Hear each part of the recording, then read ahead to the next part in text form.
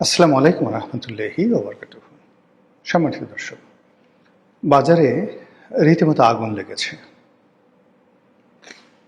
প্রতিটা মানুষ ভোক্তা পর্যায়ে যার যেটা প্রয়োজন কেনার জন্য যাচ্ছেন। প্রায় সব কিছুতেই দ্রব্যমূল্য এমন একটা পর্যায়ে চলে গেছে যেটি মানুষের সহ্যের যে সীমা সেই সীমা অতিক্রম করছে। চাল, ডাল, আটা, ময়দা, চিনি, লবণ ইত্যাদি যে সকল নিত্য প্রয়োজনীয় দ্রব্য সামগ্রী রয়েছে সবগুলোর দাম হু হু করে বাড়ছে। ভোজ্য তেলের দাম মারাত্মকভাবে বেড়ে গেছে। চুলায় যে আপনি গ্যাস রান্না করবেন সেই গ্যাসের মূল্য বৃদ্ধি হয়ে গেছে। 12 কেজির যে সিলিন্ডার 390 টাকা থেকে 400 টাকা বৃদ্ধি পেয়েছে। আর আপনারা জানেন যে সারা বাংলাদেশের বেশিরভাগ এলাকাতে সরকার নির্ধারিত যে মূল্য সেই মূল্যতে কোথাও গ্যাস বিক্রি হয় না। কোনো ক্ষেত্রে সরকারের মূল্য যদি 2000 টাকা হয়, কোথাও 300 টাকা বেশি নেয়, কোথাও 500 টাকা বেশি নেয়। আবার যখন ক্রাইসিস হয় তখন 1000 টাকা বেশি দিয়েও পাওয়া যায় না। এর আগে যখন গ্যাস সংকট হলো, এলপিজি গ্যাসের সংকট হলো, তখন 12 কেজির এক একটা সিলিন্ডার 3000 টাকা অ্যাডভান্স পেমেন্ট করেও মানুষ 6 দিন 7 দিন পর এই গ্যাস সিলিন্ডার পেয়েছে। সেই যে ক্রাইসিস, সেই ক্রাইসিসটা কিন্তু এখনও নিষ্পত্তি হয়নি। আর ওই সময়টাতে মানুষের যে ভয় ঢুকে গেছে, যারা ভোক্তা তাদের মধ্যে ভয় ঢুকে গেছে, আর যারা এই সিন্ডিকেট নিয়ে ব্যবসা করেছে তাদের মধ্যে যে লালসা, সেই লালসা আগামীতে যদি এই ধরনের কোনো একটা সংকট আবার দেখা দেয়, তাহলে গতবার যেটার দাম হয়েছিল 3000 টাকা 12 কেজি সিলিন্ডার, এবার সেটা হয়তো 5000 টাকা হয়ে যাবে। বড় বড় সচিব, সামরিক কর্মকর্তা, মন্ত্রী থেকে শুরু করে এমপি, ডাজ নট ম্যাটার, গ্যাসের দোকানে ভিক্ষুকের মতো তারা ঘোরাফেরা করেছে এই একটা সিলিন্ডারের জন্য। তো আমাদের দেশে যে সকল পণ্য রয়েছে, ভোগ্য পণ্য রয়েছে, গুঁড়ো দুধ থেকে ভালো দুধ, তারপরে তরল দুধ থেকে শুরু করে মশলা, মানে আমাদের যে ভ্যারাইটি, খাবারের যে ভ্যারাইটি, সেখানে অহরহ দাম বেড়ে যাচ্ছে। আবার একটু পরে সেই দাম এমনভাবে কমে যাচ্ছে, বিশেষ করে কৃষি পণ্য, যেগুলো তদারক করার মতো কোনো অবস্থা নেই। আলু, পেঁয়াজ, তরমুজ, এরপরে অন্য যে সকল সিজনাল ফ্রুটস রয়েছে যেমন আম। তো যখন এই পণ্যগুলোর ক্রাইসিস হয়, দেখা গেল যে মানুষ তখন একটা পেঁয়াজ কেনার জন্য, চাইনিজ একটা পেঁয়াজ কেনার জন্য ঘুরতে থাকে। আবার যখন এগুলো মাগনা হয়ে যায়, তখন কৃষকরা মনের দুঃখে ক্ষোভে এগুলো সব নদীতে ফেলে দেয়। এখন এই যে আমরা রাজনীতি করি, আমাদের গাড়ি লাগবে, বাড়ি লাগবে, পদ লাগবে, পদবি লাগবে, মন্ত্রী হতে হবে, এমপি হতে হবে, আমাদের জুলাই সনদ লাগবে, আমাদের আওয়ামী লীগকে নিষিদ্ধ করতে হবে, আমাদেরকে সংসদে যেতে হবে, সংসদ থেকে বের হতে হবে, ইত্যাদি ইত্যাদি নানা রকম ঘটনা। যা কিছু আমরা করছি মনে হচ্ছে যে এগুলোই আমাদের জীবন এবং এগুলো দিয়েই জনগণ বেঁচে থাকবে। আপনার বাজারে কিছু থাকুক বা না থাকুক, আপনার হাতে একটা ফ্যামিলি কার্ড আছে। দেখলাম যে ফ্যামিলি কার্ডের লোভ দেখিয়ে এক মহিলাকে ধর্ষণ করা হয়েছে। এরকম আমাদের এই সমাজে রাজনীতিবিদরা মাঝে মধ্যে অনেক কাজ করেন, অনেক পরিকল্পনা দেন, তারপর অনেক বিষয়ে ব্যস্ততা দেখান এবং তারা মনে করেন যে এগুলোর মাধ্যমে জনগণের কল্যাণ। কিন্তু মানুষের যে ক্ষুধা লাগে, মানুষ যে তার শরীর ঢাকার জন্য একটু বস্ত্র বা কাপড় চায়, এটা আমাদের রাজনীতিবিদদের কয়জন মানুষ সেটা হৃদয় দিয়ে অনুধাবন করে। আমাদের দেশের অতীতকালে যদি ধরেন, বড় বড় সমস্যাগুলো বিভিন্ন সময়টাতে হয়েছে, তার মধ্যে লবণের ক্রাইসিস এই যে আমাদের দেশে হয়েছে, এই জন্য লবণ চোর বহু বহু মানুষ, যাদের রাজনীতিতে বড় বড় মানুষ যাদের উপাধি হয়ে গিয়েছিল এরা হলো লবণ চোর, রিলিফের লবণ চোর। তারপর সমস্যা হয়েছে বিভিন্ন সময় চিনি নিয়ে, লোকজন বলেছে চিনি চোর। এখন অনেক বাংলাদেশের লোক আছে, বড় বড় রাজনীতিবিদ, বড় বড় কথা বলেন, কিন্তু তাদের বাবা যারা এখন মন্ত্রী ছিলেন তারা এই রিলিফের চিনি চুরি করেছিলেন, তাদেরকে নাম হয়ে গেছে এরা চিনি চোর। আর এদের ছেলেদেরকে রাগ হলে এখন তারা যত বড় কথা বলা হয় এরা হলো চিনি চোরের ছেলে, চিনি চোরের মেয়ে, এই ধরনের কথাবার্তা হচ্ছে। তাই দেখুন প্রবলেমটা কোত্থেকে আসলো, চিনি থেকে, তারপরে লবণ থেকে। এরপর আর একটা সমস্যা অতীতকালে হয়েছে, এখন অবশ্য সেই সমস্যা হওয়ার সম্ভাবনা, সেটা হলো টিন চোর, রিলিফের টিন চুরি করে।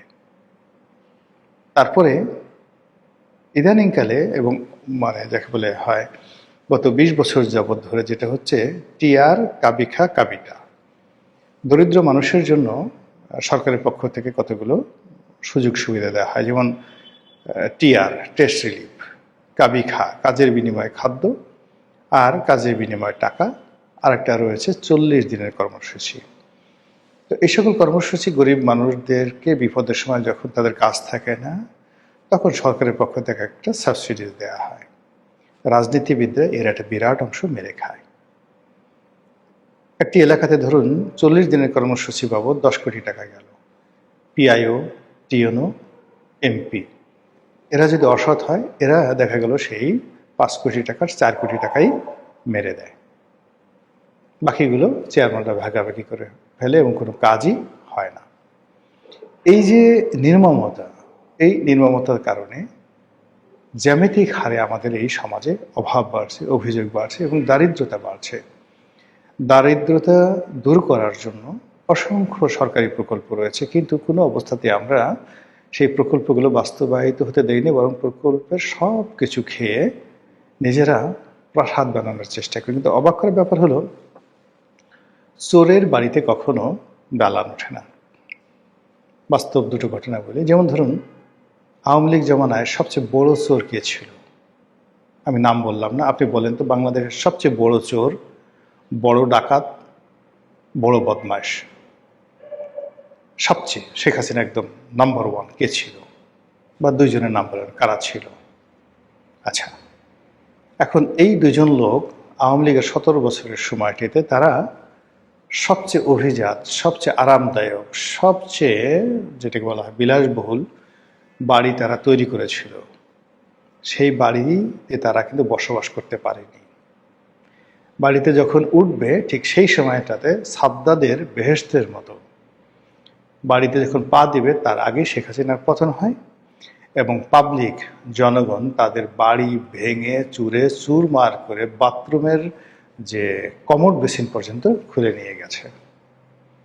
তাহলে এই যে চোরের বাড়িতে যে দালান উঠে না, গিয়ে দেখেন আওয়ামী লীগ জামানাতে যে সকল মন্ত্রী এমপি যারা হারাম টাকা দিয়ে গ্রামে শহরে প্রাসাদ বানিয়েছিল, গিয়ে দেখেন তো একটা প্রাসাদ আছে নাকি? একটা প্রাসাদ নেই। কিন্তু তারপরেও দুর্নীতিবাজরা কিন্তু আবার এখন নতুন করে, নতুন সরকারের দুর্নীতিবাজরা তারা প্রাসাদ বানানোর চেষ্টা করছে। যেটা বলছিলাম বাজারে আগুন, সেই আগুন সর্বত্র ছড়িয়ে পড়েছে, মানুষের আয় বাড়েনি, যে যার অবস্থানে আছে তা সেখানে কারো বেতন বাড়েনি। একটা সিঙ্গেল লোক গত 2 বছরে তার বেতন বেড়েছে, ভাতা বেড়েছে, বড় কোনো সফলতা দেখিয়েছে, নতুন একটা শিল্প প্রতিষ্ঠান তৈরি করেছে, গত 2 বছরে একটা সিঙ্গেল উদাহরণ নেই। আর যদি আপনি বিপরীত তথ্য নেন, হাজার হাজার দোকান, শত শত নয় হাজার হাজার শিল্প কলকারখানা বন্ধ হয়ে গেছে, লক্ষ লক্ষ মানুষ একেবারে কর্পোরেট লেভেলে চাকরি হারিয়েছে 20 লাখ মানুষ। আর এদিক ওদিক মিলিয়ে 50 লাখ মানুষ গত 2 বছরে চাকরি হারিয়েছে। অন্তত এই 50 লাখ মানুষ যারা চাকরি হারিয়েছে, এর বাইরে প্রায় 1 কোটি লোক বাস্তুচ্যুত হয়েছে গত 2 বছরে। শহরে ছিল, সব কিছু হারিয়ে গ্রামে চলে গেছে, আর জীবনে কিছু করবে না, গ্রামে চলে গেছে। আবার গ্রামের সবকিছু হারিয়ে শহরে এসে ছিন্নমূল হয়ে গেছে, এরকম লোকের সংখ্যা 1 কোটি। এখন এই 1 কোটি মানুষের কাছে আপনি গিয়ে যদি বলেন যে ইলিশ মাছ কেমন, শেখ হাসিনা যখন পতন হলো তখন নর্মাল 1 কেজি ওজনের ইলিশ মাছের দাম ছিল 1200 টাকা কেজি। অর্থাৎ 2024 সনের জুন জুলাই মাসে ইলিশ মাছের দাম ছিল 1 কেজি, সোয়া কেজি ওজনের ইলিশ মাছ ছিল 1200 টাকা কেজি। 1.5 কেজি ওজনের ইলিশ মাছের দাম ছিল 15 থেকে 1600 টাকা কেজি। এখন গিয়ে দেখেন তো কত দাম হয়েছে। গরুর মাংসের দাম ছিল 600 টাকা কেজি শেখ হাসিনার জমানাতে। এখন গিয়ে দেখেন তো গরুর মাংসের দাম কেজি কত করে, 850 না 900। খাসির মাংসের অবস্থা কি, দেশি মুরগির অবস্থা কি, ফার্মের মুরগির অবস্থা কি, সয়াবিন তেলের অবস্থা কি, চালের অবস্থা কি, মোটা চাল, চিকন চাল, বার্লাম চাল, বাসমতি চাল, তারপর পোলাওয়ের চাল, গিয়ে দেখেন তো এই 2 বছরের মধ্যে কি পরিমাণ বৃদ্ধি পেয়েছে। খুব বেশি সচ্ছল যারা, ঢাকা শহরে 20-25টি বাড়ি আছে, ফিক্সড ইনকাম আছে, ভাড়া আছে, এরকম কতজন লোক আছে বাংলাদেশে, তাদের কাছে এটা কোনো সমস্যা নয়। কিন্তু যারা ভাড়া থাকেন, যারা ব্যবসা বাণিজ্য করেন, যারা চাকুরি করেন, এরকম লোকের সংখ্যা কত, প্রায় 5 কোটি। এই 5 কোটি মানুষের জীবন তছনছ হয়ে গেছে। এমনকি গ্রামের যারা প্রান্তিক কৃষক, তার ডিজেল লাগে, তার লবণ লাগে, হালকা একটু চিনি লাগে, একটু চা খেতে ইচ্ছে করে, দুধ ঠুধ বাদ দেন, কিন্তু লবণ লাগে, সেখানে তো পারছে না। কটা যে মোটা চালের ভাত খাবে সেই জিনিসগুলো পারছে না। ফলে পুরো দেশের মধ্যে সাধারণ মানুষের মধ্যে ফ্রাস্ট্রেশন ছড়িয়ে পড়েছে। আপনি রাস্তাঘাটে কোনো মানুষের মুখে হাসি দেখতে পাবেন না। আজ থেকে 3 বছর আগে, 4 বছর আগে একটা রিক্সাওয়ালার ভীষণ রকম দাপট ছিল।